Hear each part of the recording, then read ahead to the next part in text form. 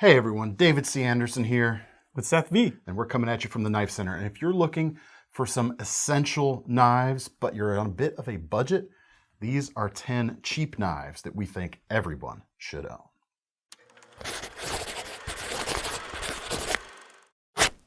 All right, so we kind of did this video before without a budget in place. We did the top 10 knives we think everyone should own. We'll leave a link to that above Seth's glorious hairdo over here.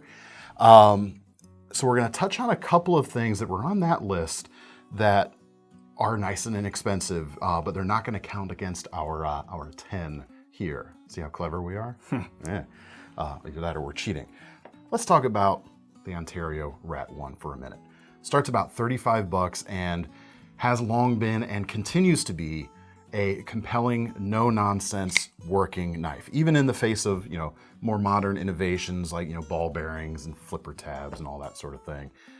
The Rat 1 just works. 3.6-inch blade, full flat grind, solid feeling handle, robust enough. It's not necessarily a bulletproof knife, but it's robust enough to do all kinds of heavier work or serious work you'd need a big blade to do. Mm-hmm. So we're not going to touch on this too much longer. It is still a knife everyone should own, I think. The Buck 110 was in that previous video as well, but the full-size, original, kind of classic version. So we'll show you the Slim here, the Slim Select, which nowadays about $34 as well. Very compelling, American-made option for a no-nonsense working knife. Maybe not quite as heavy-duty feeling as the Rat, but yeah, tons of heritage. Tons of heritage. The Opinel #8 was also in that video. Here, I'll let you hold that one here real quick, lest people think I'm talking over you. We're gonna get to Seth, no worries here. Just a classic. They're super inexpensive, less than $20 for most of their lineup, including this one, stainless or carbon steel blades. Super thin and slicey. Don't pretend it's anything it's not. This is not the heavier duty knife like the Rat 1, but super slicey, super well done for the money, and it's just gonna plain cut. Yeah. Which is great. Which leads us to, since we breezed through those, the first knife I officially want to talk about. Number 1 on our list, or number 10, these are in no particular order. Everyone needs a Mora knife. And this was perhaps a glaring omission off of that first list that we did. And if you're gonna have just one Mora, the classic option is the Companion. This one right here, carbon steel blade, starts about 15 bucks. You can also get it with, and the carbon that they use is roughly equivalent to $10.95 for 15 bucks. Nothing to complain about there at all. You got about a 3/4 length tang on this, so it's plenty robust for what you're gonna need. You can get a Sandvik 12C27 version. Insanely sharp right out of the box. Probably, astonishingly at the price, one of the best factory edges at any price. Mm-hmm. They just plain cut. And in fact, speaking of the quality for the money, it comes with this injection molded sheath here. All the materials are, to a price. Like everything is smartly used at that price. And to a certain extent, the Opinel knives, but the Moras especially, almost make any other knife seem like a ripoff. Yeah, it's crazy value. You just get so much good stuff for the money. Yeah, everyone who loves knives should get a Mora. Even just if you're skeptical, just to have experienced it and know what all the fuss is about. Yeah, they're cheap enough to give it a shot. You can throw it in a glove box or out in the garage or in the yard. Just use it when you need something you can kind of not baby when you want the durability of a fixed blade. Yeah, it will impress you. It's to that point of like the different uses. These are a favorite of like the bushcrafters and campers out there because it's a really inexpensive way to get a Scandi grind, which just happens to work exceptionally well wood carving, which is something you're gonna be doing if you're bushcrafting. But this is a tool designed to be used all over. Like, as you mentioned, it's just an inexpensive, durable, sharp knife. Use it for gardening, use it for yard work, use it for housework, use it for any and above. In the certain blades get a little bit thicker on some models, but this one right here, which is the just the military green color, is thin enough. Yeah, it's not terrible at food prep. It wouldn't be the first thing I would reach for, but it can even pull that off. Yeah, not terrible. It's so simple, but there's like such wisdom in its simplicity.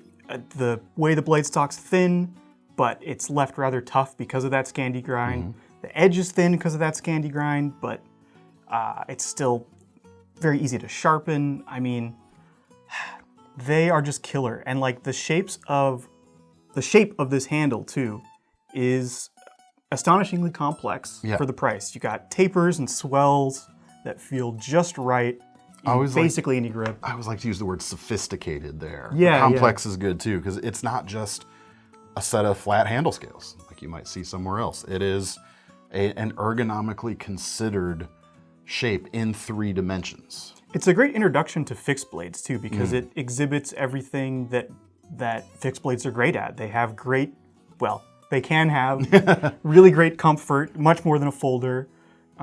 They can have really great strength that will allow you to use them in ways that you wouldn't feel comfortable using a folder. And even though the Mora is inexpensive, dare I say cheap, and doesn't appear to look that tough, you know, it is a visibly quite a thin blade stock. But you'd be surprised. It's tougher than you think. Yeah. It's a great knife. Check out the Moras. If you don't like the Companion, you could honestly pick about just any Mora and get kind of the same thing. But this one's kind of quintessential for such a broad range of things. Yeah, you can't go wrong with the Companion. Any hand, really, and any budget. Yeah, pretty much. Can handle the Mora.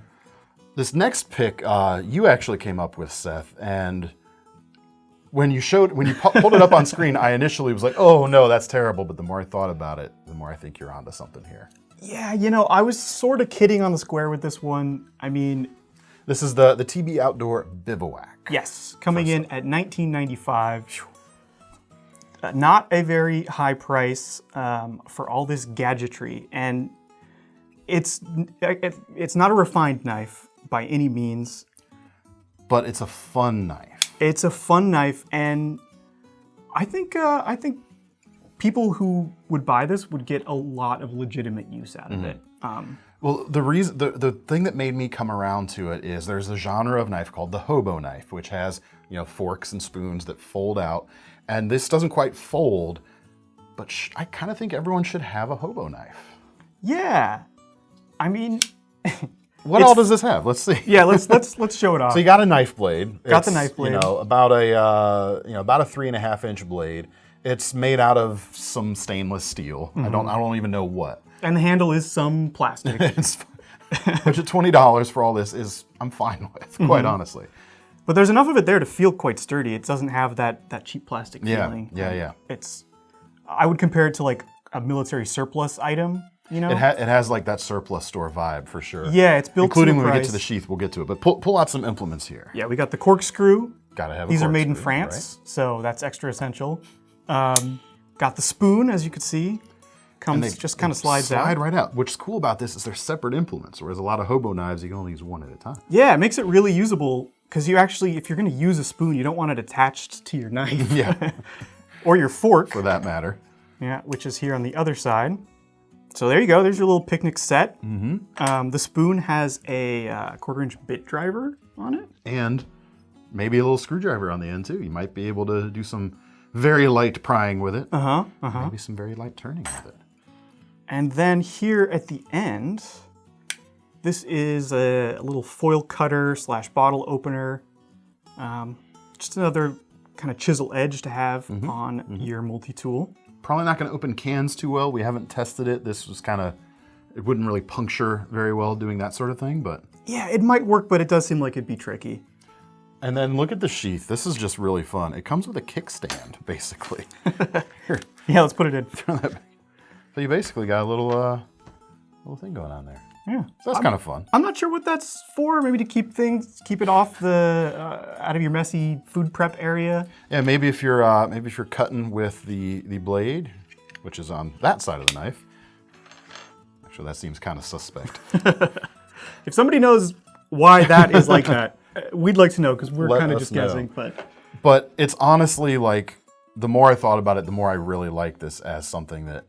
Yeah, we should all have something. Yeah. If not this, something like it. But this is fun for the amount of money, for sure. The more we talked about it, the more my confidence grew in the pick, too, because... Look at it. Yeah. If you collect knives, and you don't have something like this, maybe you should. It's $20 going to be very different from anything else. And it's $20. $20, yeah. Don't worry, we got some more modern feeling stuff here in a second, but before we get into some of that, we got to talk about Swiss Army knives. And we had the classic SD in that 10 knives everyone should own because it's so ubiquitous. And I wanted to do something a little bit different for this.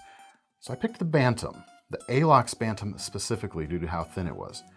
Yes, this is one of the smaller full-size tools from Victorinox in terms of the number of implements you have, but there's a reason I think that makes it something everyone should own, because the more tools, the more implements you get on a Swiss Army knife, the more specialized it becomes. The more someone's going to be able to find a reason why that's not the right one for them. I don't need this tool, or this doesn't have that tool. Or... I would rather have this one, but then you go back to the person who had the other knife before, and they're like, but that doesn't have the thing that this one has, and I need... This has a blade and the combo tool, which on the face of it, if all you ever use it for is a bottle opener, then that's great. It can also do some light prying. It can do some screw driving, both flathead and some number 2 Phillips in a pinch using the corner of that. You got a wire stripper, and it even opens cans too. Yeah, I've actually used this to open cans. I can It does verify work. it does work. It does work. Better than you'd think. All wrapped up. The Alox version specifically is the one I think you should get because of how slim it is. Close that up, show the good people at home. Single layer, virtually nothing, no added bulk from the handle material itself on either side. You can slip that just about any place, and it provides a lot of utility for the footprint. And even if you've got many other Swiss Army knives, there's going to be times where you think that's going to be useful. Even if you're not into Swiss Army knives or multi-tools in general, I think that's still something that has an appeal, just due to the size and the form factor, I think. I totally agree. This squeaks by even if you're not into multi-tools because of how thin it is. It's almost more like just a classic slip joint with a bottle opener instead of a second blade. Yeah. Sorry, I interrupted. You were making there, I think, a key point, and I interrupted you. No, that's perfectly all right. Okay, well then you can ignore that I said that. And like $27 for these. You can save some money, $21 for the plastic handled versions, and you get the toothpick and tweezers. To me, it loses some of its specialness when it gets just a tiny bit thicker. I don't know. Yeah, I've owned a couple of these Alox versions, and the first one I got, I could hardly believe how thin it was. It's easily thinner than any other knife in my collection. It almost feels more like a cracker or something that shouldn't be a handle. And it took me, honestly, a few days of using it to just learn to trust it and not feel like it was about to bend or break, which was really absolutely isn't. an incorrect sort of perception, impression. It's very sturdy. I used one for a year straight, and it never got bent or loose or anything. It's made just as well as any of the other Swiss Army knives. And once you learn to trust it and get over the impulse to put it in your mouth, it is... That might be a personal issue. I really did. It's like those little wafer cookies, you know? It's like, there's something appetizing about it. I'll give you that. Maybe that's where we should end talking about this one. It's a very cool little knife. And I think everyone should have one. You want to talk about the Ria? Yeah. From CJRB? The Ria. As we were putting this list together, the Ria stood out as one of the last picks on the table. And we were debating between this and some other knives, but eventually the Ria won out because there are very few knives this small yet usable, this elegant yet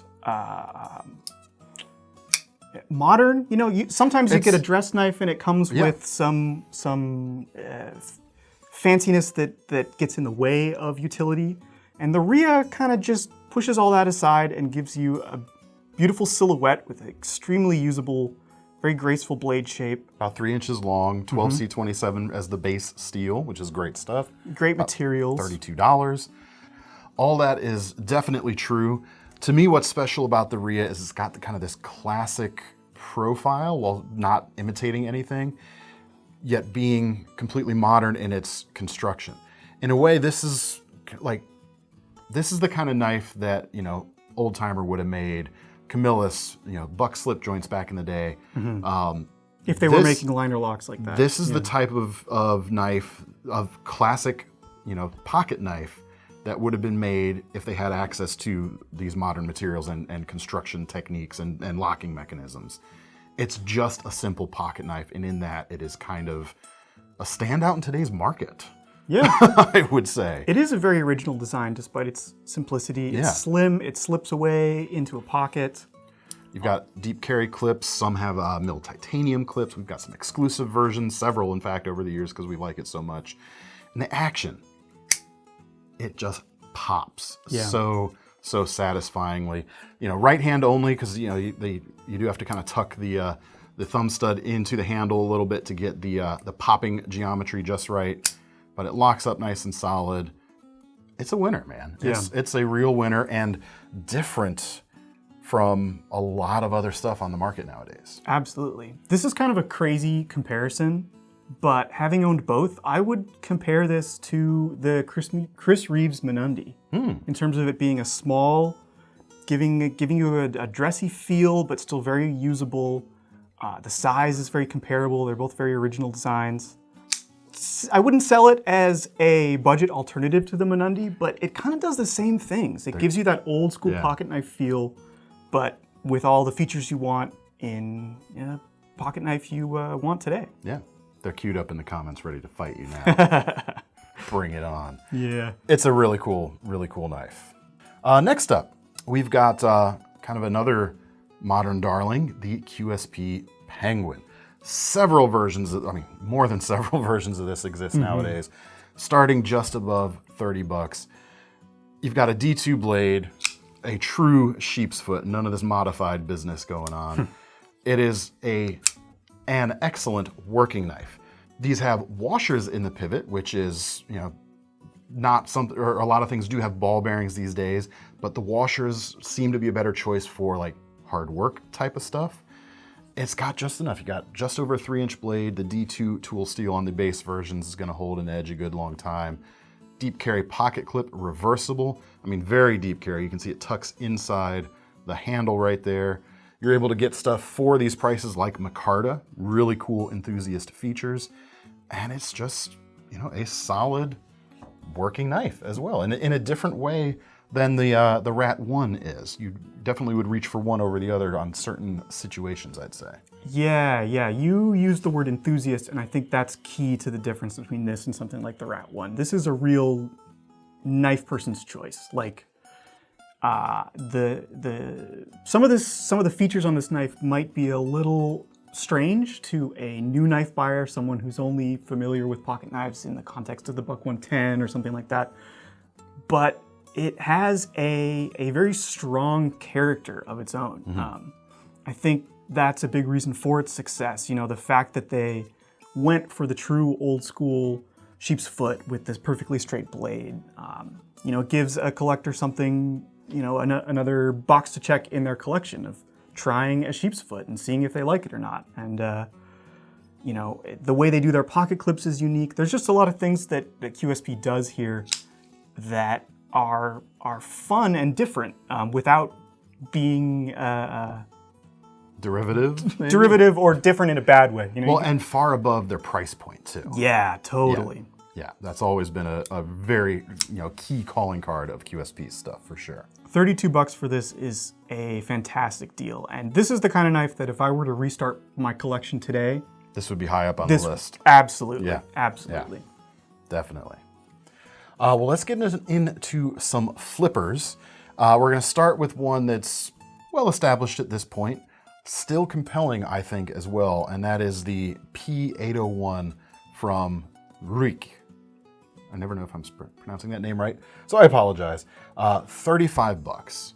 Stainless steel frame lock, ball bearing flipper, Sandvik 14C 28N blade steel, about 3.5 inches, full flat ground drop point. It is a wicked slicer. It is a wicked flipper. You've got a deep carry pocket clip. You've got a classy look here too. It is, stone washed stainless steel for the blade and the handle, which means scuffs and scratches are gonna blend in nicely as you use the knife. It is a working knife first and foremost, but it has that touch of refinement, both aesthetically and in its build quality, that make it feel like a little bit more. Yeah, there's an elegance to this design. Not a gentleman's knife, I would say, but no, not with the frame lock, bit. but it comes through even more so in person. When I saw this on the table, it was like, ooh, I like that knife. That is nice. Every time I handle one of these, it impresses, genuinely. And especially for the money. Yeah. Again, 34 bucks. The lockup is super solid. I didn't mention that, but it is. Yeah, man, just tons for the money.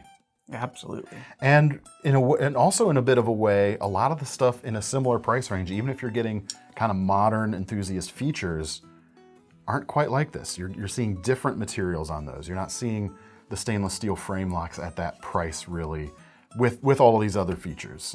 CRKT does some, I'll give you that for sure. But this one's just, so it feels a little bit more special.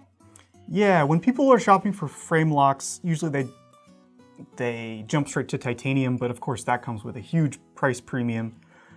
Even though this is stainless steel, it's thin enough that doesn't have that overbearing weight. It doesn't feel, the balance is there. It's still got a lot of grace to it. Gonna carry easily because of its slimness as well. Yeah. It's flat enough, it's skinny enough. Yeah. Great choice. Great choice. Speaking of some of those other kind of modern enthusiast features though, this is amongst the most expensive knives on the table here. We used the word cheap, not in a pejorative sense earlier. It was more to just kind of get people's attention. This is maybe a little bit more than cheap, but it's still very budget friendly, about 46 bucks and some change. The Sencut Sachse. This has, we're talking about enthusiast kind of knives. This is right there at the tip of the trend spear with its button lock, flipping action. And a spear point blade just about, too. Yeah. Almost. Yeah. 3.5 inch, 9CR series stainless, solid stuff, especially at the price. Micarta handles, that, free floating button lock action, deep carry pocket clip. Yeah. Reversible, yep, reversibility on it as well. There's some other button lock knives in this price range I personally like better. I've talked about the Kaiser Amicus on this channel before, but it's hard to argue that this doesn't give you just a little bit more than some of my other favorites, which I like from a design standpoint. But this, it's hard to argue with more is better. Yeah.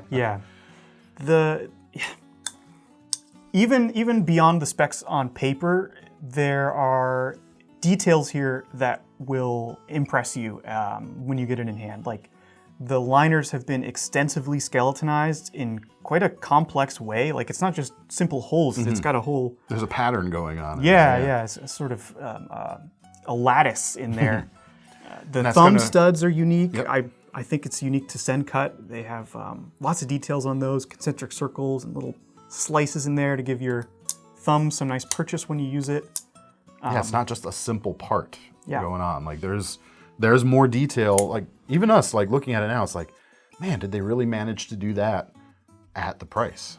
Yeah, they did. It's great. It's finger safe. It's lefty friendly as well. I mean, whole lot to get excited about with that knife for sure. The pocket clip is reversible. Yep. I think that and the Penguin are the only two so far. The Rat and the Buck have reversible pocket clips, of course. Right. But they don't have nearly so fun of a locking or opening mechanism going on. Yeah, definitely. Super, super fun knife.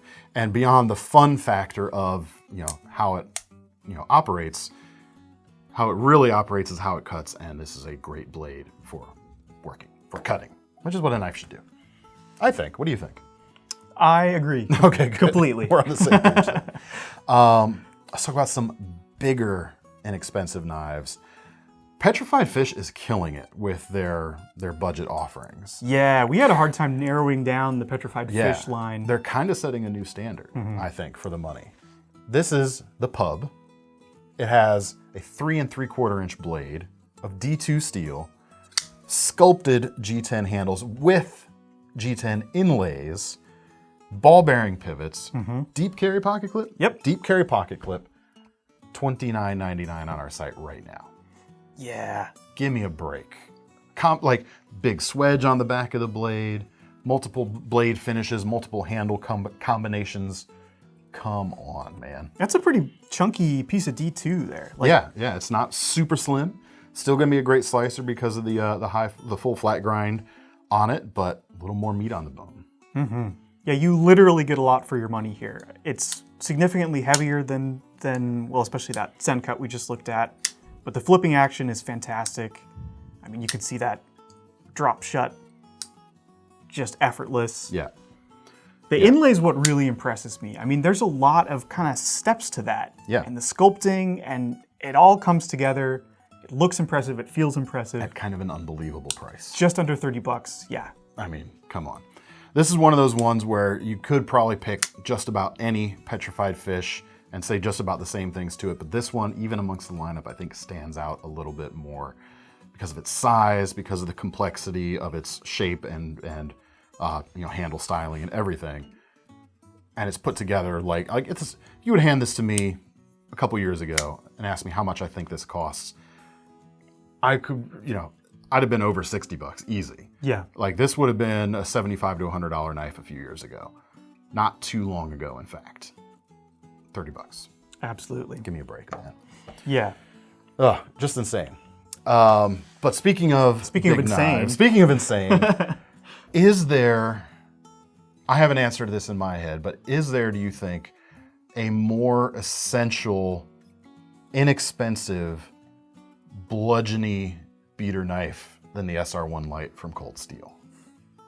Yeah, it's an open question. I think we should let the commenters weigh answer in that if you one. think so, but this knife here, at just under $40, you get a 4-inch blade, thick, of 8CR series stainless. It is very thick. I mean, what are we dealing with here? Do we have the thickness listed on the website? We should. 4.8 millimeters. That's quite a lot. Quite a lot of blade there. You can get it. Is Look it at that. really Yeah, thinner it's- than the? it's- It's about the same. it's about the same. Thickness as a Bantam A-Lox from Victorinox. The steel is not something that's going to hold an edge forever. It's 8CR series stainless, but it's a decently tough stainless for a budget price. Not super tough. Don't take me out of context here, but that is a decently tough steel. It's thicker, so you've got even more strength behind it. You've got Cold Steel's Triad lock, which looks like a lockback, but really isn't. It is so much more stable and so much more long-lasting over time. Like it's self-adjusting. You're not going to introduce wiggle the way some lockbacks can. It's super strong in many different directions of force. Clip point or tanto. The tanto is the most indestructible feeling. I mean, Yeah. I think you know the answer to my answer to the question I posed. But again, we like to hear what you guys think. Yeah. It's like it's not really like the Rat one, but I think you could do some of the same stuff. If you use a Rat one and it breaks on you, then the Cold Steel is where you That's the should end next up. logical step. Yeah. Well, here's a thought. The Rat 1 is a great beater knife for people who like knives. Yes. And use them like knives. The SR1 Lite is a great beater knife for people who like hammers. Yeah. Totally. I don't mean that disparagingly at all, because I am a huge, huge fan of this. Especially, I mean, $40. Come on.